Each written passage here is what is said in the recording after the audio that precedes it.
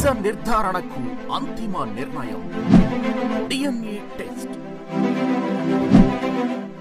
ఉన్నది ఉన్నట్లుగా వాస్తవాలను శోధించి వివరించే మన DNA టీవీ, మన రాష్ట్రం, మన ఛానల్. నమస్కారం. ఆంధ్రప్రదేశ్లో క్రీడల అభివృద్ధికి సంబంధించి ముఖ్యమంత్రి నారా చంద్రబాబు నాయుడు నేతృత్వం, అదేవిధంగా లోకేష్ గారి నేతృత్వంలో కూడా వినూత్నమైనటువంటి పథకాలు క్రీడల అభివృద్ధికి తీసుకొస్తున్న పరిస్థితి కనబడుతుంది. ఇదే అంశానికి సంబంధించి రాష్ట్ర మంత్రివర్యులు, క్రీడల శాఖ మంత్రివర్యులు, అదేవిధంగా రవాణా శాఖ మంత్రివర్యులుగా ఉన్నటువంటి ప్రసాద్ రెడ్డి గారు ఉన్నారు. నమస్కారం సార్. సార్ చెప్పండి సార్, ఏంటి కొత్తగా విద్యార్థులకు సంబంధించి డిఎస్సి ఎగ్జామ్స్ రాసేటటువంటి విద్యార్థులకి ఈ క్రీడల్లో ఎక్కువ ప్రాధాన్యత ఇస్తున్నామని కూడా చెప్తున్నారు. దాని అర్థం ఏంటి సార్? దేనికోసం ఈ ప్రాధాన్యత ఇస్తున్నారు? మొట్టమొదటిగా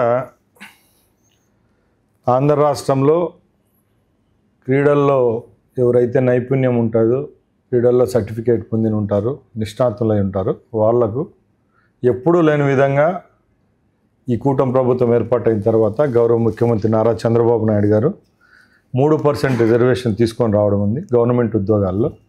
దానిలో భాగంగానే మొట్టమొదటిగా రేపు నెలలో జరగబోయే డిఎస్సి అనుకోండి, అంటే మొట్టమొదటిగా చెప్తున్నా, దానిలో 3% రిజర్వేషన్ అమలు చేసే విధంగా ఈరోజు నోటిఫికేషన్ ఇవ్వడం జరిగింది. దానిలో భాగంగానే 421 పోస్టులకు ఎవరైతే ఎలిజిబిలిటీ ఉంటారో వాళ్లకు క్రీడా పరమైన ఉద్యోగ అవకాశం ఏదైతే డిఎస్సిలో అవకాశం పొందేదానికి ముందుంది. అంటే ఇప్పుడు రొటీన్ ఎగ్జామ్ రాసే వాళ్ళకా, లేకపోతే క్రీడల్లో ప్రావీణ్యం ఉన్న డిఎస్సిలో క్వాలిఫై అయిన వాళ్ళకి ఎవరికి ఈ ఉద్యోగాలు ఇవ్వబోతున్నారు? దీంట్లో క్లారిటీ ఒకటే అండి, terms and conditions apply. Okay, 3% డిఎస్సీలు అంటే ఒకటి గుర్తుపెట్టుకోవాలా, ఎవరైతే టెట్ క్వాలిఫై అయ్యి ఎవరైతే అన్ని ఎలిజిబిలిటీలు ఉండి ఈ క్రీడా సర్టిఫికెట్లు ఎవరైతే పొంది ఉంటారో, నేషనల్ ఇంటర్నేషనల్ గేమ్స్ అయితేనే, అలాగే డిస్టిక్ కాంపిటీషన్స్లో ఎవరికైతే పథకాలు సాధించి సర్టిఫికెట్స్ పొంది ఉంటారో వాళ్ళకి మాత్రమే దీంట్లో ఎలిజిబిలిటీ ఉంటుంది. వీళ్ళకైతే రిటర్న్ ఎగ్జామ్ అయితే ఉండదు. బట్ రెగ్యులర్ ఎగ్జామ్ వాళ్ళకి వీళ్ళకి తేడా, ఓన్లీ ఎగ్జామ్ ఉండదు. ఎగ్జామ్ ఉండదండి, ఈ సర్టిఫికెట్లు ఎగ్జామ్గా పరిగణలోకి తీసుకుంటాం. ఈ వెయిటేజ్ అనేది వచ్చి వాళ్ళు పొందిన సర్టిఫికెట్స్ ఎన్నైతే ఉంటాయో దాని వెయిటేజ్ని తీసుకోవడం జరుగుతుంది. కాబట్టి దానిలో 3% భాగం అంటే 421 పోస్ట్ 16,000 పోస్టులలో మా భాగం 3% అంటే క్రీడలకు సంబంధించి 421 పోస్టులు వస్తాయి. ఇప్పుడు ప్రత్యేకంగా ఈ డిఎస్సి ఎగ్జామ్స్లో క్రీడాకారుల కోసమే ఎందుకు ఈ కాన్సెప్ట్ తీసుకొచ్చారు? అంటే ఏదైతే చెప్పామో రాష్ట్రంలో కాకుండా అన్ని రాష్ట్రాల్లో సుమారు 29 రాష్ట్రాలు ఉన్నాయి. అన్ని రాష్ట్రాల్లో 1-2% రిజర్వేషన్ ఉందండి.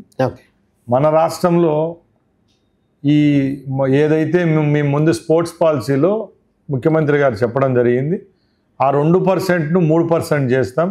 గవర్నమెంట్ జాబ్స్లో ఎవరైతే ఆంధ్రప్రదేశ్లో ఉన్న క్రీడలకు సంబంధించి 62 గేమ్స్ ఉన్నాయి, ఈ శాప్ పరిధిలోకి వస్తాయి.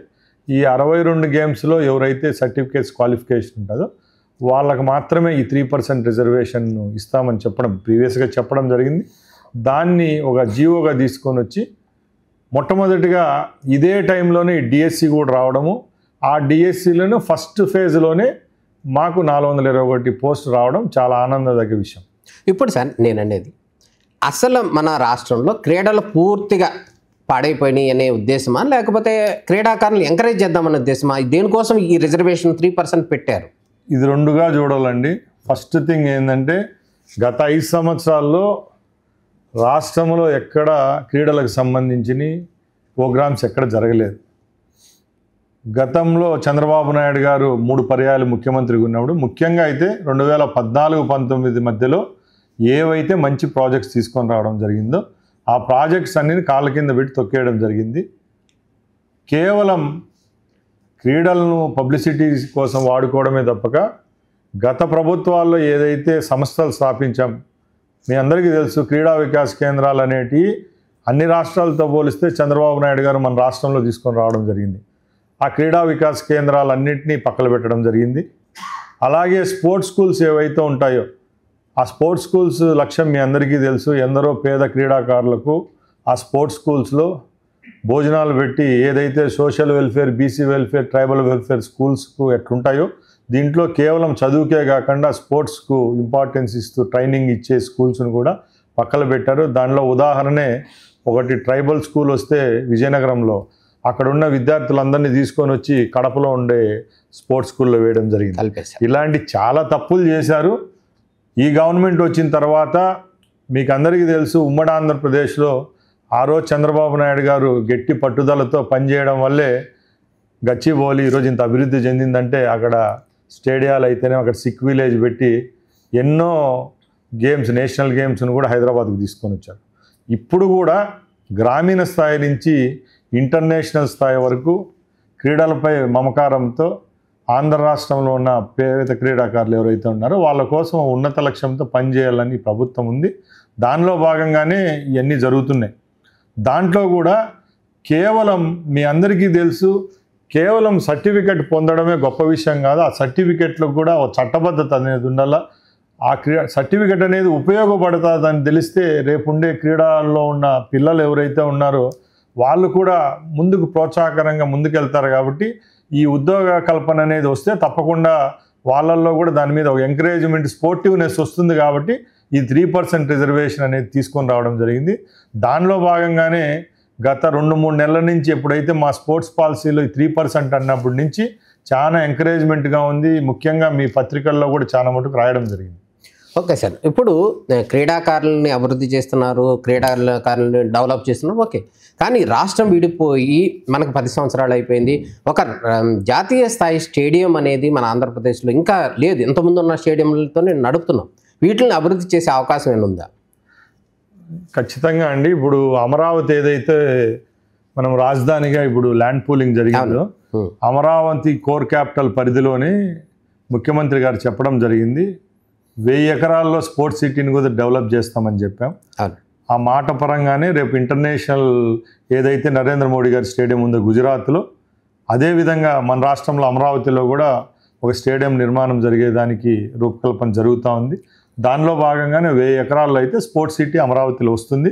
కేవలం అమరావతిలోనే స్పోర్ట్స్ డెవలప్ చేయడమే కాకుండా రాష్ట్రంలో 3 జోన్లుగా చేసుకొని, ఒకటి మన వైజాగ్లో ఒక జోను, 2వ జోన్ అమరావతి, 3వ తిరుపతిలో కూడా ఈ స్పోర్ట్కి సంబంధించి రీజనల్ సెంటర్స్ ఏర్పాటు చేసి ఇక్కడ డెవలప్మెంట్ చేసేదానికి కూడా చర్యలు తీసుకుంటారు. జాతీయ అంతర్జాతీయ క్రీడాకారులు ఎవరైతే ఉన్నారో వారికి కూడా ప్రోత్సాహకాలు కూడా ఇచ్చారు, మనం కూడా ఇచ్చారు. ఇవి రాబోయే రోజులు ఎలా ఉండబోతున్నాయి, వాళ్ళ సేవలు మనం ఎట్లా ఉపయోగించుకుంటాం? మీరందరూ గమనించాలా, గత 5 సంవత్సరాల్లో ఒక ఇన్సెంటివ్స్ ఇచ్చిన పాపాను కూడా పోలేదు. మన ప్రభుత్వం ఏర్పాటైన తర్వాత గత 50 రోజుల ముందే 6.5 కోట్ల రూపాయలు ఒకే రోజు రిలీజ్ చేసినాం. దానివల్ల సుమారుగా ఒక 100 మంది పైగా ఎవరైతే స్పోర్ట్స్ మెన్ కోటాలో ఉన్నారో వాళ్ళకి ఏదైతే ఇన్సెంటివ్స్ రావడం జరిగింది మీ అందరికీ తెలుసు. దానిలో భాగంగానే ఇక్కడ ఏవైతే మేము ఇన్సెంటివ్స్ విషయంలో అయితే రాజీ పడే ప్రసక్తే లేదు. ప్రతి ఒక్కటి కంప్యూటరైజ్ చేశాము. ఎవరైతే శాప్లోకి వచ్చి ఎన్రోల్ చేసుకుంటారో వాళ్ళకి ఏవైతే రావాలో అవి సంవత్సరాలు అట్లే పెండింగ్ పెట్టకుండా మినిమం ఒక 3-4 నెలల్లోనే వాళ్ళకి ప్రోత్సాహకాలు ఇచ్చేదానికైతే చర్యలు తీసుకుంటారు. ఇప్పుడు జాతీయ స్థాయి క్రీడాకారులు కానీ వీళ్ళందరూ అకాడమీలు పెట్టుకోవడానికి సిద్ధపడుతున్నారు. వాళ్ళకి సంబంధించి ఏమైనా ప్రోత్సాహం ఇవ్వబోతున్నారా? మనం 100% అండి. ఆ రోజు మన హైదరాబాద్లో వచ్చిన అకాడమీ గోపీచంద్ గారి అకాడమీ అయితేనేం, అలాగే సైనా నెహ్వాల్ అకాడమీ అయితేనేం, అలాగే బ్యాడ్మింటన్కి సంబంధించి ఇప్పుడు కొత్తగా వచ్చే అకాడమీస్కి భూములు ఇచ్చింది కూడా మీ అందరికీ తెలుసు ఆ రోజు చంద్రబాబు నాయుడు గారు. ఈరోజు చాలామంది గ్రూప్ 1 పోస్టులలో అయితేనేం, గ్రూప్ 2 పోస్టులలో గౌరవమైన పదవుల్లో ఉన్నారంటే ఆ రోజు ఆయన నీతి నిజాయితీతో తీసుకున్న నిర్ణయాలే ఈరోజు రూపకల్పన జరిగి వాళ్ళందరూ అకాడమీలు స్థాపించారు. కాబట్టి ఈరోజు ఇంటర్నేషనల్ పేమెంట్కి పోయే స్పోర్ట్స్ మెన్స్ అంతా అక్కడి నుంచి పోయిన వాళ్ళే. కాబట్టి ఇప్పుడు కూడా రాష్ట్రంలో కేవలం భూమే కాదు, అకాడమిక్స్ సంబంధించి ఏదన్నా వాళ్లకు ఫైనాన్షియల్ అసిస్టెంట్ కూడా ఇచ్చేదానికి కూడా రాష్ట్ర ప్రభుత్వం ఒక రకంగా భూమి అయితేనే ఇంకో విధంగా ఫైనాన్షియల్గా అసిస్టెన్స్ ఇచ్చేదానికి కూడా ముందుకెళ్తాం. ఇప్పుడు సహజంగా మనం గమనించినట్టయితే క్రీడల్లో జాతీయ స్థాయి కానీ అంతర్జాతీయ స్థాయి కానీ ఎక్కడైనా స్టేట్ లెవెల్గా అక్కడ వరకు వెళ్ళారు అంటే ఆ క్రీడాకారులు ఖచ్చితంగా గ్రామీణ ప్రాంతానికి సంబంధించిన వాళ్ళు, సిటీ వాళ్ళు కూడా చాలా తక్కువ ఉన్నారు. ఈ గ్రామీణ ప్రాంత విద్యార్థులకి వాళ్ళకి ఆర్థిక ఇబ్బందులు కూడా ఉంటున్నాయి కదా, అట్లాంటి వాళ్ళని ఎంకరేజ్ చేసేటటువంటి ప్రయత్నం ఏమైనా జరుగుతుందంటారా? మెయిన్గా ఇది మంచి క్వశ్చన్ అండి. ఇప్పుడు మీరు అందరూ చూశారు ఆ ఎక్సలెంట్ సెంటర్స్ ఏదైతే అప్పుడు చంద్రబాబు నాయుడు గారు స్థాపించారో అక్కడ నుంచి వచ్చిన రత్నాలే ఇప్పుడు వచ్చిన వాళ్ళంతా.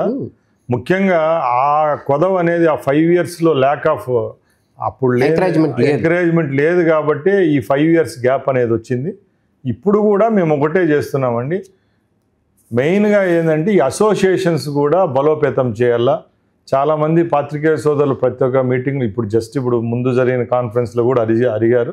మేము అసోసియేషన్స్ వాళ్ళకు కూడా ఒకటే చెప్తున్నాం, ప్రభుత్వానికి ప్యారలల్గా పనిచేస్తున్న ఆర్గనైజేషన్స్ ఏవైతే ఉన్నాయో మీరు కూడా ఒక నీతి నిజాయితీతో ఒక దృఢ సంకల్పంతో ఎవరైతే పేద క్రీడాకారులు ఉన్నారో మీరు అసిస్టెన్స్ ఇవ్వండి. అలాగే మీకు ఏదైనా కావాలన్నా కూడా ప్రభుత్వం ఇచ్చేదానికి ఉందని చెప్పి, ప్రోత్సాహం ఇచ్చేదానికి ఉందని చెప్పి మేము కూడా వాళ్ళు ప్రోత్సహిస్తున్నాం. రాబోయే కాలంలో అయితే అకాడమీస్ అలాగే స్పోర్ట్స్ అథారిటీ ఆఫ్ ఆంధ్రప్రదేశ్ కలుసుకొని తప్పకుండా మంచి క్రీడా ప్రపంచాన్ని నిర్మాణించుకునేదానికి చర్యలు తీసుకుంటాం. మొన్న ఒక మధ్య చూసాం, ఎవరైతే ఉన్నారో మీరు ఒక జోక్గా చూసాం, బాబు గేమ్స్ ఆడతలేదా అని అడిగితే ఆయన చెప్తాడు మీ ఫోన్ వద్దండి. అంటే అట్లాంటి పరిస్థితి సిటీల్లో వచ్చేసింది. అంటే క్రీడా స్థలాలు లేకపోవటం కావచ్చు, లేకపోతే వేరే మొబైల్స్కి అట్రాక్ట్ అవ్వటం కావచ్చు, ఇటువంటి పరిస్థితులు సిటీల్లో ఉన్నాయి. అందుకని వాళ్ళని డైవర్ట్ చేసే పరిస్థితుల్లో భాగంగా ఈ క్యాంప్స్ ఏమైనా సమ్మర్ క్యాంప్స్ పెడుతున్నారా? ఇప్పుడు మేము 50 days కోచింగ్ ఇవ్వడం జరుగుతూ ఉంది. ఆల్మోస్ట్ త్రూఅవుట్ 25 జిల్లాల్లో ఒక 47 సమ్మర్ క్యాంపులు కూడా ఏర్పాటు చేయడం జరిగింది, ఫ్రీ ఆఫ్ కాస్ట్ అండి. అలాగే రేపు నెక్స్ట్ ఇయర్ కూడా కొత్తగా ఏదైతే ఇన్నోవేటివ్గా ఇప్పటికి ఇన్ఫ్రాస్ట్రక్చర్ గత 7-8 నెలల నుంచి మీ అందరికీ తెలుసు. ఇప్పుడు మేము విజయనగరం జిల్లా నుంచి అనంతపూర్ జిల్లా వరకు గత ప్రభుత్వంలో అరకొర డబ్బులు ఇచ్చేసి పెండింగ్లో ఉండే ప్రాజెక్టును కూడా టేకప్ చేయడం జరిగింది. ఇండోర్ స్టేడియంస్ అయితేనేం, అలాగే ప్లే ఫీల్డ్స్ని కూడా డెవలప్ చేస్తున్నాం. అలాగే ఇప్పుడు ముఖ్యమంత్రి గారు ఒక దృఢ సంకల్పంతో P4లో కూడా ఎవరైతే క్రీడా ప్రాంగణాలు ఏవైతే ఉంటాయో దానిలో కూడా ప్రైవేట్ పబ్లిక్ పార్ట్నర్షిప్, పీపుల్స్ పార్ట్నర్షిప్తో డెవలప్ చేయడం అని చెప్తా వచ్చారు. కాబట్టి తప్పకుండా నాణ్యమైన ప్లే గ్రౌండ్స్ తెస్తేనే క్రీడాకారుల సంఖ్య కూడా పెరుగుతుంది. కాబట్టి అది అలాగే అందరూ చెప్తున్నట్టు ఈ కోచెస్ విషయంలో కూడా ఎక్కడ రాజీ పడము. రేపు రాబోయే కాలంలో నాణ్యమైన కోచింగ్ ఇచ్చేదానికి కోచ్లను కూడా హైర్ చేసుకుంటాము. తప్పకుండా మంచి కోచెస్ ఉంటేనే సమాజం కూడా ముందుకెళ్ళేదానికి ఒక ఆరోగ్యవంతమైన. అయితే ఇప్పుడు ఏదైతే అనుకుంటున్నాము, ఇప్పుడు కార్పొరేటివ్ స్కూల్స్ వచ్చేసినాయి, కార్పొరేట్ కాలేజీలు వచ్చేసినాయి. ఆ నేపథ్యంలో ఖచ్చితంగా ఈ ప్రైవేట్ స్కూల్స్లో కూడా గ్రౌండ్ ఉండాలి, శారీరక ఆరోగ్యం రావాలి అని చెప్పి గతం నుంచి కూడా మనం చెప్తున్నాం ప్రభుత్వం కూడా. అయితే ప్రస్తుతం ఉన్నటువంటి కార్పొరేట్ స్కూల్స్, కొన్ని కాలేజీలు, పెద్ద పెద్ద కార్పొరేట్ కాలేజీలు, అవన్నీ కూడా గ్రౌండ్స్ లేకుండా, పీఈటీ లేకుండా, అసలు స్పోర్ట్స్ క్లాసులే లేకుండా కూడా కొనసాగిపోతున్నాయి. దాని మీద ఏమైనా కఠిన చర్యలు ఏమైనా తీసుకోవాల్సిన అవసరం ఉందా? ముఖ్యంగా గౌరవ హెచ్ఆర్డి మినిస్టర్ గారు నారా లోకేష్ బాబు గారు గత 8 నెలల నుంచి పూర్తిగా ఈ స్పోర్ట్స్కి సంబంధించి కేవలం గవర్నమెంట్ స్కూల్సే, కాలేజెసే కాకుండా ప్రైవేట్ స్కూల్స్ మీదుగా దృష్టి సాధించడం జరిగింది. గవర్నమెంట్ స్కూల్స్లో అయితేనే ఎక్కడైతే గ్రౌండ్స్ లేవో అక్కడ స్థానిక కలెక్టర్లకు అలాగే రెవెన్యూ వాళ్ళకు ఒకటే చెప్పడం జరిగింది. ఆ స్కూల్ క్యాంపస్లో అక్కడ గ్రౌండ్కు స్థలం లేకపోయినా కూడా అడ్జసెంట్ 300-400 మీటర్స్లో రెవెన్యూ ల్యాండ్ ఉన్నా కూడా ఆ ల్యాండ్ను ఆ స్కూల్కి సంబంధించి ప్లే ఫీల్డ్ కోసం కేటాయించడం అని చెప్పడం జరిగింది. దానిలో భాగంగానే అక్కడ వచ్చే సిఎస్ఆర్ ఫండ్స్, అక్కడ లోకల్గా ఉండే సిఎస్ఆర్ ఫండ్ అయినా, అక్కడ ఎవరన్నా ఎంటర్ప్రీనర్ వచ్చి డెవలప్ చేస్తామన్నా కూడా అక్కడ ఫండ్స్ ఇచ్చేదానికి కూడా చర్యలు తీసుకుంటున్నాం. ఇంకా యాజ్ అని మీరు చెప్పినట్టు ప్రైవేట్ స్కూళ్ళల్లో ఇది ఒక తంతు అయిపోయింది. 30 సంవత్సరాల నుంచి ఒక ప్రైవేట్ స్కూల్ రెవల్యూషన్ అనేది స్టార్ట్ అయింది టోటల్ భారతదేశంలో. ఈరోజు ఇంజనీరింగ్ సిస్టమ్ అయితేనే, మెడికల్ సిస్టంలో, కాంపిటేటివ్ వరల్డ్లో పిల్లలు కానీ పేరెంట్స్ కానీ కేవలం ఆ చదువుల మీద కాన్సన్ట్రేట్ చేసి ఈ స్పోర్ట్స్ పక్కన పెట్టడం జరిగింది. కాబట్టి ఇప్పుడు రాబోయే అకాడమిక్ ఇయర్ల నుంచి క్యారికులంలో అయితే స్పోర్ట్స్ను ఒక సబ్జెక్ట్గా తీసుకొని వస్తాం. ఈ ప్లే ఫీల్డ్స్ విషయంలో కూడా రేపు పర్మిషన్స్ రెన్యువల్లో కూడా ఒక ప్రణాళికాబద్ధంగా చర్యలు తీసుకొని తప్పకుండా ఈ గ్రౌండ్స్ ఉంటేనే ఈ కాలేజీలు ఇచ్చే పర్మిషన్లు ఇచ్చే సిస్టమ్ని కూడా తీసుకొని వస్తాం. మరి బాయిలర్ కోడ్లని ఎట్లా పెడతాము? అపార్ట్మెంట్లో ఫ్లాట్ అట్లాంటి పరిస్థితులు ఉంది. అక్కడ గ్రౌండ్ ఉండట్లేదు, పార్కింగ్ ఉండట్లేదు, అట్లాంటి చోట స్కూల్స్, కాలేజీలు రన్ అవుతున్నాయి. దాని మీద నేను వెరిఫికేషన్ చేయాల్సిన అవసరం ఉందేమో. తప్పకుండా అండి, మీరు ఇప్పుడు చెప్పినట్టే రేపు పర్మిషన్స్ ప్రతి ఒక్క స్కూలుకు రెన్యువల్ సిస్టమ్ అనేది ఉంటుంది ప్రతి ఒక్క అకాడమిక్ ఇయర్లో. ఎవరికైతే గ్రౌండ్స్ అన్ని ప్లే ఫీల్డ్స్ ఉంటాయో వాళ్ళకే రెన్యువల్ చేసే విధంగా కూడా గవర్నమెంట్ నుంచి చట్టబద్ధత కల్పించేదానికైతే చర్యలు తీసుకుంటాం. మొత్తానికి ఇప్పుడు ఏ రాష్ట్రంలో కూడా లేకుండా ఇటువంటి 3% ఎగ్జంప్షన్ అదే ఇస్తున్నారు కదా, కోటా ఇస్తున్నారు కదా. దీని ఈ నేపథ్యంలో డిఎస్సి అభ్యర్థుల నుంచి కానీ లేదా క్రీడాకారుల నుంచి ఎటువంటి స్పందన ఉంది మీకు? 100% చాలా పాజిటివ్ వైబ్రేషన్ ఉందండి.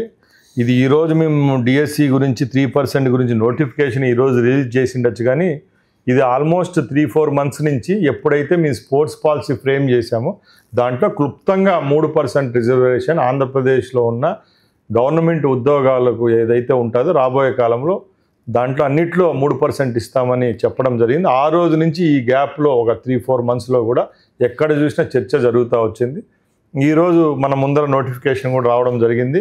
మీరు ఒకసారి గమనించల్లా, ఉండే 16,000 చిల్లర ఉద్యోగాల్లో 421 ఉద్యోగాలు కేవలం స్పోర్ట్స్ కోటాలో ఇస్తున్నామంటే ఎంత చిత్తశుద్ధి ఉంటే, ఎంత మమకారం ఉంటే క్రీడల పట్ల ఈ ప్రభుత్వం చర్యలు తీసుకుందో మీ అందరికీ తెలుసు. ఇప్పుడు ఈ ఎగ్జామ్షన్ ఇవ్వటం మూలంగా రాబోయే రోజుల్లో ఈ క్రీడలు కానీ క్రీడా ఇంట్రెస్ట్ ఉన్నటువంటి వాళ్ళు కానీ పెరిగే అవకాశం ఉందని నేను ముందు మీకు అదే చెప్పానండి. కేవలం ఒక సర్టిఫికేట్ సంపాదిస్తే ఆ సర్టిఫికేట్ ఎందుకు ఉపయోగపడుతుంది అనేది తెలిస్తేనే, కాబట్టి ఇప్పుడు ఆ సర్టిఫికేషన్ వ్యాలిడిటీ ఏందో ఇప్పుడు ఉండే క్రీడాకారులకు తెలిస్తే రేపు రాబోయే కాలంలో కూడా చాలా మంది ఈ స్పోర్ట్స్ను ఒక క్యారికులంగా తీసుకుంటారు. కాబట్టి తప్పకుండా ఇది ఉపయోగపడుతుంది. ఇది కేవలం 421 ఉద్యోగాలతో ఆగిపోదు. ఈ రోజున్న డిఎస్సిలో ఉండే పర్సంటేజ్ 3%కి ఈ ఉద్యోగాలు వస్తున్నాయి. రేపు రాష్ట్రంలో ఏ నోటిఫికేషన్ వదిలినా పోలీసు ఉద్యోగాల కాడి నుంచి రెవెన్యూ అనుకోండి, ఏ డిపార్ట్మెంటల్ ఉద్యోగాల్లో కూడా మా కోట అయితే 3% వస్తుంది. కాబట్టి అప్రాక్సిమేట్గా ఈ రాష్ట్రంలో ఈ 4 సంవత్సరాల్లో వదిలే ప్రతి ఒక్క నోటిఫికేషన్లో మా పర్సంటేజ్ 3% ఉందంటే ఈ క్రీడలకు ఎంత ప్రోత్సాహకరంగా ఉంటుందో మీరు ఒకసారి గుర్తుంచుకోవాలి. కూటమి ప్రభుత్వం, ఆంధ్రప్రదేశ్లో కూటమి ప్రభుత్వం వచ్చి దాదాపు 10 నెలలు అయిపోయింది. ఈ నేపథ్యంలో రాష్ట్ర ప్రభుత్వం పనితీరు ఎలా ఉంది? అదేవిధంగా గతంలో ఇచ్చినటువంటి హామీలన్నీ కూడా ఆల్మోస్ట్ అమలు చేశారా, చేయలేదా? ముఖ్యంగా మీకు ఒకటే చెప్పాలండి, గత ప్రభుత్వంలో కేవలం సంక్షేమం అనే నానుడితోనే 5 సంవత్సరాలు గడిపేశారు. ఈరోజు సంక్షేమమే కాదు అభివృద్ధి కూడా జరగాలనే దృఢ సంకల్పంతో సంక్షేమం అభివృద్ధి 2 కళ్ళుగా ఈ ప్రభుత్వం చూస్తూ ఉంది. దానిలో భాగంగానే ఒక పక్కల సంక్షేమ పథకాలు ఇస్తూ రెండో పక్కల అభివృద్ధికి బాటలు వేయడం జరిగింది. దానిలో భాగంగానే 2వ తారీఖున మన గౌరవ ప్రధానమంత్రి నరేంద్ర మోడీ గారు మన అమరావతికి వస్తున్నారు. ఏదైతే గత ముఖ్యమంత్రి గత ప్రభుత్వం పెడదారిని పట్టించిన అమరావతిని కూడా దారిలో పెట్టే విధంగా అమరావతికి పునర్ప్రారంభిస్తూ ప్రాణం పోస్తూ మరొక్కసారి ఫౌండేషన్ స్టోన్ కూడా ఇక్కడ అమరావతిలో వేస్తున్నారు. అలాగే మీరు పోలవరం విషయానికి వస్తే కేంద్రం ఎయిడ్ ఇవ్వడం జరిగింది. పోలవరం వర్క్ కూడా జరుగుతుంది శరవేగంగా. అలాగే ఏదైతే వైజాగ్ ఉక్కు పరిశ్రమ గురించి మీ అందరికీ తెలుసు, ఆల్మోస్ట్ మన రాష్ట్రంలో ఉన్న ప్రజలందరూ ఎంతో 5 సంవత్సరాలు ఉద్యమం చేసి కూడా ఆ ప్రభుత్వంలో చేతిలేకి రాని పరిస్థితి ఉంటే కూటమి ప్రభుత్వం ఏర్పాటైన 2-3 నెలల్లోనే కేంద్రం స్పందించి మన ఉక్కు పరిశ్రమను మన స్టేట్ గవర్నమెంట్ చేతిలో పెట్టడం జరిగింది. దాన్ని కూడా చంద్రబాబు నాయుడు గారు రాబోయే కాలంలో చట్టబద్ధత తీసుకొని వచ్చి దానికి మైన్ ఇచ్చే విధంగా కూడా చర్యలు తీసుకుంటున్నారు. అలాగే పోలవరం అయిపోయింది, ఇక్కడ చూస్తే అమరావతి అయిపోతూ ఉంది. రేపు రాబోయే కాలంలో కూడా గోదావరి నీళ్లతో రాయలసీమను సస్యశ్యామలం చేస్తానని చెప్పి చంద్రబాబు నాయుడు గారు ఒక పెద్ద ప్రాజెక్టును 1,00,000 కోట్లతో నీరందించే విధంగా కూడా చర్యలు తీసుకుంటున్నారు. ఇవన్నీ అభివృద్ధి కాదని మేము అడుగుతున్నాం. ఓకే సార్, ఇప్పుడు నరేంద్ర మోడీ గారు గతంలో ఆ అమరావతికి వచ్చిన సందర్భంలో ఢిల్లీకి మించిన రాజధాని కడతానని కూడా అనౌన్స్ చేశారు. ఆ తర్వాత వచ్చినటువంటి నరేంద్ర మోడీ గారు మట్టి నీళ్లు అవి మాత్రమే ఇచ్చాడు తప్ప ఈ రోజు వరకు ఇవ్వలేదు. మళ్ళీ నిర్మాణం అంటున్నారు. ఇది ఒక మాయ చేయడానికి ప్రజల్ని అని చెప్పి కొంత ప్రచారం జరుగుతుంది. అది నిజంగా ఈసారైనా ఏమన్నా ఇస్తారంటారా? సార్, మీకు అందరికీ తెలుసు, జగన్మోహన్ రెడ్డి ప్రభుత్వం గత 5 సంవత్సరాల్లో కేంద్రం నుంచి రాష్ట్రానికి సంబంధించిన వాటా ఎంత తెచ్చిందని ఒకసారి అడుగుతున్నాం మేము. మీరు 5 సంవత్సరాలు ఢిల్లీకి ఎన్నిసార్లు పోయారు? మీ స్వలాభం కోసం మీ కేసుల విషయంలో ఢిల్లీకి పోయి మోకాళ్ళు కింద పెట్టి ఉంచుకొని దండం పెట్టి వచ్చారే తప్ప రాష్ట్ర ప్రయోజనాల కోసం ఎప్పుడైనా మీరు పనిచేశారని అడుగుతున్నాం. చంద్రబాబు నాయుడు గారు ఓ దార్శనికుడు. మేము ఒకటే చెప్తున్నాం, ఢిల్లీకి మించిన రాజధాని అంటే ఒకటే మీరు గమనించాలా, ప్రపంచ దేశాల్లోనే ఏ రాష్ట్రానికి ఏ దేశానికి, ప్రపంచంలోని రాష్ట్రాన్ని పక్కన పెట్టి ఏ దేశానికి 50,000 ఎకరాల్లో రాజధాని లేదండి. ఇంకోటి 50,000 ఎకరాల్లో ఇంతవరకు ప్రపంచంలో ఎక్కడ టౌన్షిప్పే లేదు. అది మొట్టమొదటిగా ఆంధ్ర రాష్ట్రంలో అమరావతిలో ఏర్పాటు అవుతుందంటే ఇది తెలుగు వారందరికీ ఒక గర్వకారణం. ముఖ్యంగా అలాంటి అభివృద్ధి జరుగుతా అంటే మీ పాత్ర ప్రతిపక్షంలో ఉండి ప్రతిపక్ష పాత్ర కూడా ప్రోత్సహించడం, మీరు ప్రతిపక్ష పాత్ర కూడా లేదు వాళ్ళది. యాక్చువల్గా 11 సీట్లు వచ్చాయి. కేవలం ఏదో ఇప్పుడున్న ప్రభుత్వంపై బురదజల్లే కార్యక్రమాలు తప్పక ఏ రోజు జగన్మోహన్ రెడ్డి కానీ ఆయన నాయకులు కానీ మంచి చేసే పనిలో లేరు. ఇప్పటికి కూడా పగటికల్లా అంటున్నారు తప్పక రేపు 4 సంవత్సరాల్లో ఏదైతే మెయిన్ ప్రాజెక్టులు ఏవైతే చెప్పామో అవన్నీ అమలైతే తప్పకుండా ఇంకా 2 రోజులు 48 గంటల సమయం మాత్రమే ఉంది. కాబట్టి నరేంద్ర మోడీ గారు అమరావతికి ఏం ప్రకటిస్తారనేది రేపు సాక్షాత్కారం అవుతుంది రేపు అమరావతిలో జరిగే బహిరంగ సభలు. అంటే నిజంగా వరాలు ఇస్తారంటారా అనుకోవచ్చా? ఆంధ్రప్రదేశ్ ప్రజలు నమ్మొచ్చా? ఇప్పుడు నరేంద్ర మోడీ గారు ఏమి ఇచ్చారు అనేది కాదండి, ఏమి ఇవ్వబోతున్నారు అనేది పక్కన పెడితే ఇచ్చింది ఎక్కడ పోయిందని అడుగుతున్నా. ఇప్పుడు ప్రభుత్వం ఏర్పాటై 10 నెలలు అయింది. కేంద్రం సహాయ సహకారాలు లేకపోతే పోలవరం మరొకసారి ప్రారంభించడం జరిగిందా లేదా అని మేము అడుగుతున్నాం. ఈ రోజు సుమారు 50,000 కోట్ల రూపాయలతో అమరావతిలో టెండర్లు జరుగుతున్నాయంటే కేంద్ర ప్రభుత్వం యొక్క ప్రోత్సాహం లేదా అని మేము అడుగుతున్నాం. అలాగే ఈ రోజు వైజాగ్ స్టీల్ ప్లాంట్ మరొకసారి పునఃప్రారంభం అయిందంటే దీనికి కేంద్ర ప్రభుత్వం యొక్క ఆసరా భరోసా లేదా అని మేము అడుగుతున్నాం. ఇవన్నీ మన కళ్ళ ముందర కనపడతా అంటే ఇంకా నరేంద్ర మోడీ గారు ఇవ్వలేదు, బీజేపీకి అలాగే తెలుగుదేశం పార్టీకి గ్యాప్ తెచ్చే విధంగా మాట్లాడుతున్నారే తప్పక రాష్ట్ర ప్రజల యొక్క సంక్షేమం అభివృద్ధి గురించి ఎక్కడన్నా వాళ్ళకు ఏమంటారు ఒక చిన్న కనికరం ఉందని ఈ ప్రజలపైన అడుగుతున్నా. అయితే ఇప్పుడు అమరావతికి సంబంధించి 50,000 ఎకరాలని చెప్తున్నారు. గతంలో 34,000 ఎకరాలు తీసుకున్నారు, మళ్ళీ ఇప్పుడు 50,000. అంటే ఇదేదో వాంటెడ్గా రియల్ ఎస్టేట్ పెంచుకోవడానికి మీరు ల్యాండ్ పెంచుతున్నారు తప్ప నిజానికి అంత అవసరం లేదు అని కూడా ఆరోపణలు వస్తున్నాయి. నేను ఒకటే చెప్తున్నానండి, ఆ రోజు చంద్రబాబు నాయుడు గారు హైదరాబాద్లో హైటెక్ సిటీ నిర్మాణం చేసే రోజు హైటెక్ సిటీ ప్రాంతంలోని ఇదే మాట వచ్చింది, ఇంత అవసరమా? ఆ రోజు ఒక బిల్డింగ్ కట్టేదానికి ఇన్ని వేల ఎకరాలు చంద్రబాబు నాయుడు గారు ఏపీఐసి నుంచి ఆ రోజు సెడ్జ్ ఏర్పాటు చేయడం జరిగింది, అవసరమా అన్నారు. ఇప్పుడు ఫట్టుమని 25-30 సంవత్సరాల్లోనే ఎక్కడ హైటెక్ సిటీ ఎక్కడ కొల్లూరు అండి చెప్పండి. అది కూడా సుమారుగా 40,000-50,000 ఎకరాలకు వెళ్ళిపోయింది. అలాంటి ఘటనలు రేపు రాబోయే కాలంలో జరగకుండా ఒకేసారి ఒక మెగా ప్రాజెక్టుగా ప్రపంచంలోనే ఎక్కడ ఒక ప్రైవేట్ సంస్థలు కూడా డిఎల్ఎఫ్ అలాగే ఎన్నో పెద్ద మల్టీనేషనల్ కంపెనీస్ కూడా ఇలాంటి వెంచర్లు ఇట్లా ప్రాజెక్టులు తీసుకొని రాలేదు.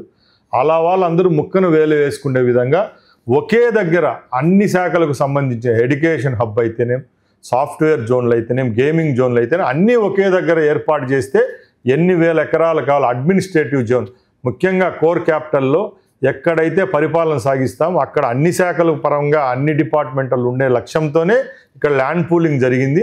ముఖ్యంగా ఎక్కడ ఎవరైతే భూములు కేటాయించారో రైతులకు లేని బాధ ఈ ప్రతిపక్షాలకు ఎందుకని మేము అడుగుతున్నాం. ఎందుకంటే రైతులను లక్షాధికారులు చేసే పనిలో మేముంటే మీరు రైతులను భిక్షాధికారులుగా గత 5 సంవత్సరాల్లో వాళ్ళని చేసి వాళ్ళను జైళ్ళల్లో పెట్టి వాళ్ళు పాదయాత్రలు చేస్తుంటే పోలీసులను అడ్డం పెట్టి రౌడీలతో మీ బస్సుల మీద చెప్పులు వేయించి రాళ్లతో కొట్టించిన ఘనత మీదైతే ఈరోజు ఆ అమరావతి రైతులకు ముఖ్యమంత్రి గారు వస్తుంటే వాళ్ళకు సపరేట్గా అక్కడ ఒక డయాస్ ఏర్పాటు చేసి వాళ్ళందరికీ ఒక ప్రపంచంలోని ఎక్కడ లేని విధంగా భారతదేశంలో ఈ అమరావతి రైతులకు ఒక మంచి స్థానం కల్పించే పనిలో మేమున్నామని తెలియజేసుకుంటాం. మొత్తానికి అమరావతి రైతులు సాటిస్ఫైగా ఉన్నారంటారా లేకపోతే ఈ 5 సంవత్సరాల్లో ఇబ్బందులు బట్టి డైవర్ట్? ఏం లేదండి, అమరావతి రైతుల యొక్క పోరాటమే మా విజయానికి కారణం.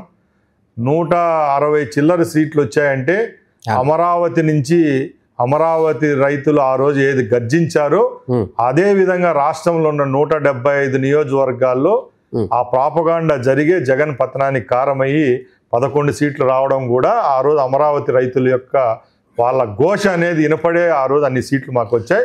ఈ రోజుకి కూడా వాళ్ళు సంతోషంగా ఉన్నారు. వాళ్ళ యొక్క ప్రేమానురాగాలే రేపు అమరావతికి కూడా ముందుకు తీసుకొని పోయేదానికి పనికొస్తుంది.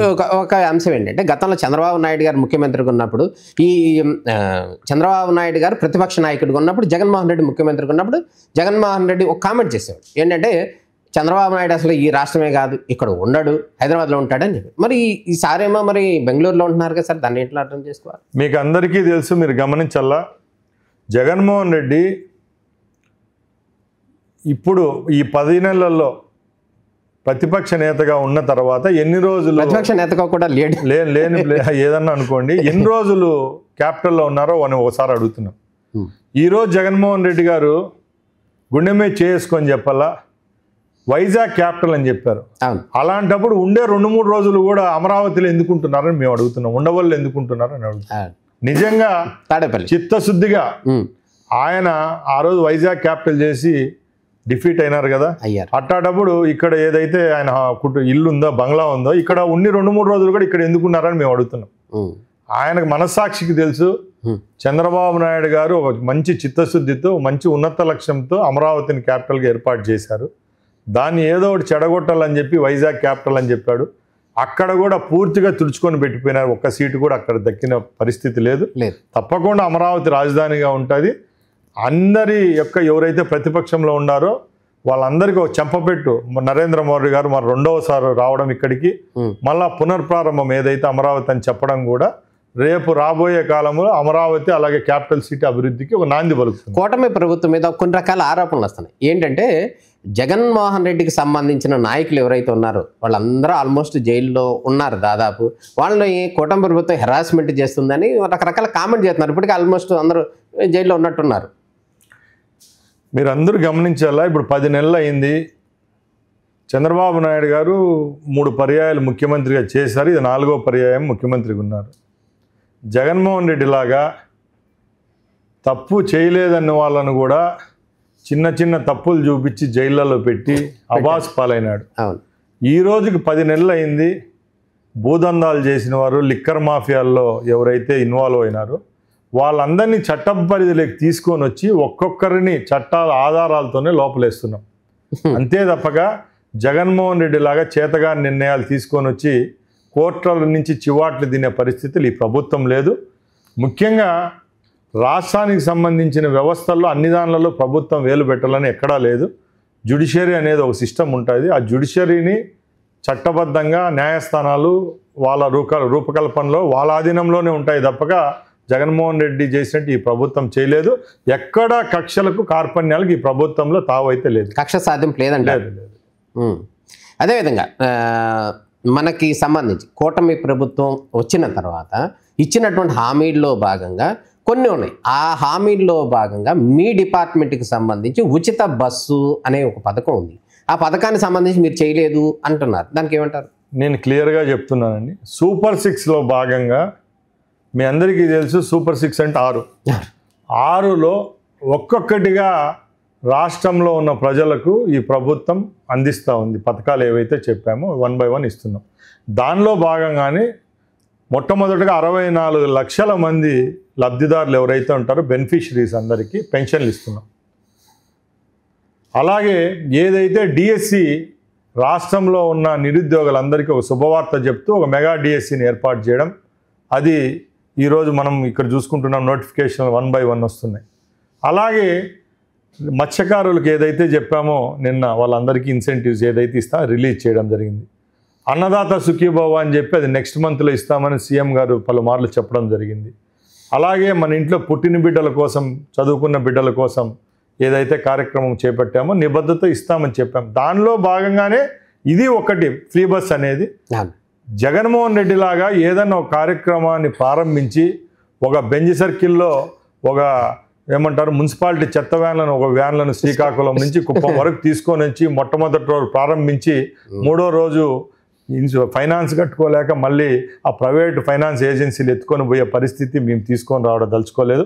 ఆ రోజు మీ అందరికీ తెలుసు, రైతులకు ట్రాక్టర్లు ఇవ్వాలంటే ఒక షో పెట్టేసి టోటల్ బెంజ్ సర్కిల్లో ట్రాఫిక్ జామ్ చేసేవాళ్ళు. అంబులెన్స్లన్నీ ఎత్తుకొని వచ్చి బెంజ్ సర్కిల్లో పెట్టేవాళ్ళు. మున్సిపాలిటీ వ్యాన్లన్నీ ఎత్తుకొని వచ్చేవాళ్ళు. ఇలాగ 104 వాహనాలు, 108 వాహనాలు, ఇలాగా అన్ని పబ్లిసిటీ సీటీ ఆయన కోసం ఆయన వాడుకున్నాడు తప్పక ఈరోజు ఎక్కడ రైతులకైతేనే కింద అన్ని శాఖలకు సంబంధించి ఏవేవి అందాలో అవన్నీ అందించేదానికి మేము చర్యలు తీసుకుంటున్నాం. ఒకే రోజు అన్ని ప్రోగ్రాంలు పెట్టి అన్ని మూసేసే పరిస్థితిలో మేము లేము. తప్పకుండా మేమేవైతే సూపర్ 6 చెప్పామో అన్ని అమల్లోకి చేస్తాం. దానిలో భాగంగానే ఏదో ఫ్రీ బస్ అవుతుందో అది కూడా ప్రజలకు ఇచ్చే, మహిళామూర్తులకు ఇచ్చేదానికి ప్రభుత్వం చర్యలు అయితే తీసుకుంటుంది. ఇప్పుడు ఆంధ్రప్రదేశ్ ముఖ్యమంత్రి సీనియర్గా ఉన్నటువంటి నారా చంద్రబాబు నాయుడు గారికి, డిప్యూటీ సీఎంగా ఉన్నటువంటి పవన్ కళ్యాణ్ గారికి కొంత సఖ్యత లోపించింది అనేటటువంటి కొన్ని రకాల ఆరోపణలు వస్తున్నాయి. నిజంగా ఎట్లా ఉంది? ఏం లేదండి, ఇది మీరందరూ ఇవన్నీ వస్తున్నాయంటే ప్రతిపక్ష పార్టీలకు దడబుడుతూ ఉంది. ఎన్నో మీటింగ్లలో గౌరవ ఉప ముఖ్యమంత్రి గారు పవన్ కళ్యాణ్ గారు చెప్పారు, ఇలాంటి ముఖ్యమంత్రిని, ఇంతగా పనిచేసే ముఖ్యమంత్రిని ఎక్కడా చూడలేదు. రేపు వచ్చే 3 పర్యాయాలు కూడా గౌరవ ముఖ్యమంత్రిగా చంద్రబాబు నాయుడు గారు ఉంటారని పవన్ కళ్యాణ్ గారు ఈ 10 నెలల్లోనే ఒక 20 సార్లు చెప్పడం జరిగింది. అది ఇనే పరిస్థితిలో వీళ్ళు ప్రతిపక్షం వాళ్ళు ఉన్నారా లేదని మేము అడుగుతున్నాం. ఎక్కడ ఈ కూటమిలో ఉన్న 3 పార్టీలకు ఎక్కడ పొరపెచ్చులు ఎక్కడ లేవు. ఇవి ఈ ఎలక్షనే కాదు, రాబోయే 3 ఎలక్షన్లకు కూడా ఈ 3 పార్టీలు కలిసే పోటీ చేస్తాయని ప్రతి ఒక్క దగ్గర చెప్తున్నాను. నేను ఒక్కడే చెప్పడం లేదు, మా కార్యకర్తల నుంచి పై స్థాయి నాయకుల వరకు సఖ్యత ఉంది. ఇవన్నీ ఓర్వలేక ప్రతిపక్షాలు చెప్పడమే తప్పక ఎక్కడ ఏ విధమైన భేదాభిప్రాయాలు అయితే మాకు లేవు. యువనేతగా ఉన్నటువంటి నారా లోకేష్, ఆయన గతంలో మంత్రిగా చేశారు, ఆ కొన్ని రకాలు వచ్చినాయి. తర్వాత మళ్ళీ యోగాలు. ఇప్పుడు ప్రస్తుతం కొంత సూపర్గా లేదా సూపర్ మంత్రిగాను లేదా రకరకాలుగా యాక్టివ్ చేస్తున్నారు అని అంటున్నారు. నిజంగా ఆయనలో అంత పరిణతి రాజకీయంగా జరిగిందంటారు? అంటే మీకంటే కదా అట్లా మీకు కొంత అవగాహన. మీరందరూ గమనించాలా, నారా లోకేష్ గారు 2014-19 మధ్యలో లాస్ట్ 3 సంవత్సరాలు మంత్రిగా పనిచేయడం జరిగింది. చేశారు. పంచాయతీరాజ్ శాఖ అనేది పెద్ద శాఖ అండి. ఆ రోజు పంచాయతీరాజ్ శాఖలోనే గతంలో ఆంధ్ర రాష్ట్రంలో ఉమ్మడిగా ఉన్నప్పుడు కానీ, రాష్ట్రం విడిపోయిన తర్వాత కానీ, పంచాయతీరాజ్ వ్యవస్థలో పంచాయతీరాజ్కి సంబంధించిన రోడ్ల విషయంలోనైతేనే, అలాగే గ్రామీణ ప్రాంతాల అభివృద్ధి పదంలో నడిపించే విషయంలోనైతే ఎక్కడ రాజీ పడని విధంగా ఆయన మంత్రిగా ఉన్నప్పుడు ఈ రాష్ట్రంలో జరిగిన అభివృద్ధి కళ్ళకు కట్టినట్టు కనపడతా ఉంది. ఇప్పుడు కూడా ఆ రోజు పంచాయతీ శాఖ మంత్రిగా చేసిన ఆయనే ఈరోజు రాష్ట్రంలో 65 లక్షల మంది విద్యార్థులు ఉన్నారు. హెచ్ఆర్డి మినిస్టర్గా ఈరోజు ఉన్నారు. ఈ 10 నెలల్లోనూ ఎన్ని చర్యలు తీసుకున్నారో, ఈ సిస్టంలో మార్పులు తీసుకొచ్చారో మీ అందరికీ తెలుసు. దానిలో భాగంగానే ఎవరైతే టీచర్స్ ఉంటారో వాళ్ళకి ఏదైతే ఇన్సెంటివ్స్ ఉండి గత ప్రభుత్వంలో 5 సంవత్సరాలు ఎన్నో ఉద్యమాలు చేస్తే కూడా జగన్మోహన్ రెడ్డి పోలీసులతో అడ్డుకుంటే మా ప్రభుత్వం వచ్చిన 6-7 నెలల్లోనే వాళ్ళందరికీ పేమెంట్ ఇవ్వడం జరిగింది. అలాగే స్కూల్స్ అభివృద్ధిలో గత నాడు నేడు అని చెప్పి గత ప్రభుత్వం 10,000 కోట్ల రూపాయలు తినేస్తే, ఇప్పుడు లోకేష్ గారు ఎప్పుడైతే మంత్రిగా వచ్చిన తర్వాత ఒక్కొక్కటిగా ప్రక్షాళన చేస్తూ ఆ మినిస్ట్రీకే ఒక మంచి మంత్రిగా ముందుకు తీసుకొని పోతున్నారు. దానిలో భాగంగానే వచ్చే 4 సంవత్సరాల్లో ఆంధ్రప్రదేశ్లో ఉండే టోటల్ ఎడ్యుకేషనల్ ఇన్ఫ్రాస్ట్రక్చర్ అయితేనే, అలాగే ఎడ్యుకేషన్ సిస్టమ్ను కూడా మార్చే దాంట్లో ప్రయత్నంలో ఆయన ఉన్నారు. తప్పకుండా సక్సెస్ అవుతారు. మనము సంవత్సరానికి ఆ డెవలప్మెంట్ అయితే కనపడుతుంది. ఇప్పుడు ప్రధానంగా రవాణా శాఖ మంత్రిగా ఉన్నారు మీరు. ఈ ఆంధ్రప్రదేశ్లో రాబోయే రోజుల్లో ఆర్టీసీ సంబంధించి కానీ లేకపోతే ఇతర సంబంధించి కానీ ప్రజలకు, ప్రయాణికులకు కానీ, అదేవిధంగా ఆర్టీసీ ఉద్యోగులకి సంబంధించి కానీ ఏమైనా సంక్షేమ పథకాలు ఏమైనా చేయబోతున్నారా? ఆ ఛార్జీలు పెంచేటటువంటి అంశం ఏమన్నా తెర మీదకి వచ్చిందా? ముఖ్యంగా మీరందరూ గమనించాలా, రాష్ట్రంలో ఉన్న డిపార్ట్మెంటల్లో ఆర్టీసీ కూడా ఒక పెద్ద డిపార్ట్మెంట్. సుమారుగా పర్మనెంట్ ఉద్యోగస్తులే 48,000 మంది ఆర్టీసీ ఎంప్లాయీస్ ఉన్నారు. అలాంటి సంస్థ 5 సంవత్సరాల్లో పూర్తిగా గాడి తప్పింది. ఒక బస్సును కూడా కొన్న పాపాను పోలేదు. ఎక్కడ డిపోలు అయితేనే, బస్ స్టాండ్లు అయితేనే, ఎక్కడ ఒక 10 రూపాయలు ఖర్చు పెట్టి అభివృద్ధి పదంలో నడిపించిన పాపాను పోలేదు. కేవలం ఆయన ఏదో ఎన్నికల స్టంట్గా ఆ రోజు హామీ ఇచ్చి హడావుడిగా ప్రభుత్వంలోకి ఆర్టీసీని తీసుకొని రావడం జరిగింది. ఎక్కడ ఏ విధమైన అభివృద్ధి అనేది ఆర్టీసీలో జరగలేదు. ఇప్పుడు మా ప్రభుత్వం వచ్చిన అతి కొద్ది రోజుల్లోనే 1480 బస్సులను తీసుకొని వచ్చాం. పాత బస్సుల స్థానంలో ఈ కొత్త బస్సులు తీసుకొని రావడం, గ్రామీణ రూట్లలో ఇప్పుడిప్పుడే కొత్త బస్సులు కనపడతా ఉన్నాయి. ముఖ్యమంత్రి గారు ఒక దృఢ నిశ్చయంతో ఉన్నారు. ఆయన ఒకటే చెప్తున్నారు, ఆంధ్ర రాష్ట్రంలో టోటల్గా ఎలక్ట్రిసిటీసీ నడిచే బస్సులను తీసుకొని వద్దామని. దానిలో భాగంగానే కేంద్రంతో జరిగిన ఒక అగ్రిమెంట్ పరంగా 900 బస్సులు వచ్చే 2 నెలల్లోనే టెండర్కి వస్తున్నాయి. ఇంకో 2000 బస్సులను కూడా సమకూర్చుకునేదానికి మా ప్రభుత్వం అలాగే ఏపీఎస్ఆర్టీసీ సిద్ధంగా ఉన్నది. తప్పకుండా ఏపీఎస్ఆర్టీసీలో పనిచేస్తున్న ఉద్యోగస్తులకు అలాగే సంస్థలో పనిచేస్తున్న వారందరికీ ఒక మంచి చేసే విధంగానే 2-3 జీవోలు కూడా తీసుకొని వస్తున్నాం. దాంట్లో భాగంగా నైట్ అవుట్ అలవెన్స్లు ఏవైతే గత ప్రభుత్వంలో ఇవ్వలేదో అవి కూడా ఈ ప్రభుత్వం ఇచ్చింది. ఎక్కడ ఏ విధమైన బేషజాలు లేకుండా ఒక ఫ్రెండ్లీ ప్రభుత్వంగా మేమున్నాం. బస్సులను కొత్త తీసుకుంటున్నారా సార్? అదే చెప్పాను కదండి, ఇప్పుడు ఎలక్ట్రిసిటీతో నడిచే బస్సులు 900 బస్సులు 2 నెలల్లో టెండర్లకు పిలిచాం. అలాగే 2000 బస్సులు ఈ 2-3 సంవత్సరాల్లోనే ఏపీఎస్ఆర్టీసీ కొనుగోలు చేసేదానికి సిద్ధంగా ఉంది. ఇప్పుడు ఈ విద్యా సంస్థలు స్టార్ట్ అవుతున్నాయి. చాలా సందర్భాల్లో కూడా స్కూల్ బస్సులు డ్యామేజ్ అయ్యి బ్రేక్ అయిపోయి కొన్ని యాక్సిడెంట్లు జరిగిన సందర్భాలు కూడా ఉన్నాయి. దానికి సంబంధించి ఏమైనా ముందస్తు జాగ్రత్తలను తీసుకునే అవకాశం ఉందా? ఎక్కడ ఈ ఫిట్మెంట్ విషయంలో ఎక్కడ రాజీ పడే ప్రసక్తే లేదు. రేపు అకాడమిక్ ఇయర్ స్టార్ట్ అవుతుంది కాబట్టి మేము తప్పకుండా ఈ ఫిట్మెంట్ విషయంలో అన్ని యాజమాన్యాలకు ఒక మీటింగ్ పెట్టుకొని స్కూల్ స్టార్ట్ అయ్యే 10 రోజుల ముందే ఒక క్లియర్ ఇన్స్ట్రక్షన్స్తో ముందుకెళ్తున్నాం. కాలంజల్ లేని బస్సులు, ఫిట్మెంట్ లేని బస్సులను అయితే రోడ్డుపైకి అలౌ చేసే ప్రసక్తే లేదు. ఎవరైనా అలాంటి చర్యలు తీసుకొని సాహసిస్తే తప్పకుండా ఆ కాలేజ్ యొక్క పర్మిషన్ కూడా రద్దు చేసేదానికి కూడా వెనకాడు. ఒకటి ఫైనల్గా చెప్పండి, ఇప్పుడు నరేంద్ర మోడీ గారు మన రాష్ట్రానికి వస్తున్నారు, అమరావతికి వస్తున్నారు. చంద్రబాబు నాయుడు మోడీ గారి కాంబినేషన్లో మళ్ళీ పునర్నిర్మాణం అనే పదం తీసుకొచ్చారు. సరే, పునర్ప్రారంభం అనేటటువంటి పదం తీసుకొచ్చారు. దీనిని ప్రజలు ఎట్లా స్వాగతించే అవకాశం ఉంది? అదేవిధంగా రాష్ట్రానికి ఏమైనా వరాలు ఇచ్చేటటువంటి అవకాశం ఉందా చెప్పండి. కేవలం నరేంద్ర మోడీ గారు ఈరోజు అమరావతికి వచ్చి అమరావతి గురించే చెప్పరండి. ఓకే, ఆల్రెడీ కూటమి ప్రభుత్వం ఏర్పాటైన తర్వాత ఎన్నో మీటింగ్స్లో మోడీ గారు ఒకటే చెప్పారు, చంద్రబాబు నాయుడు గారికి నాకున్న ఫస్ట్ ప్రయారిటీ మిత్రుల్లో చంద్రబాబు నాయుడు గారు ఫస్ట్ ప్లేస్లో ఉన్నారని చెప్పారు. దానిలో భాగంగానే పోలవరానికి ఫండ్ ఇవ్వడం జరిగింది. మన చేతుల్లో నుంచి వెళ్ళిపోయిన వైజాగ్ స్టీల్ను కూడా మనకి మరొకసారి మన ఆత్మాభిమానాన్ని కాపాడుకునే విధంగా వైజాగ్ స్టీల్ ఇవ్వడం జరిగింది. అలాగే అమరావతి విషయంలో కూడా రేపు ఆయన వస్తున్నారంటే తప్పకుండా అమరావతికి సంబంధించి ఏదైతే అభివృద్ధికి సంబంధించిన ప్రణాళిక ఉందో దానికి కేంద్రం యొక్క సహాయ సహకారాలు ఉంటుందని మేము నమ్ముతున్నాం. ఖచ్చితంగా జరుగుతుంది. అయితే మొత్తానికి ప్రజలైతే ఒక ఆశాభావంతో ఉండొచ్చు అంటారు.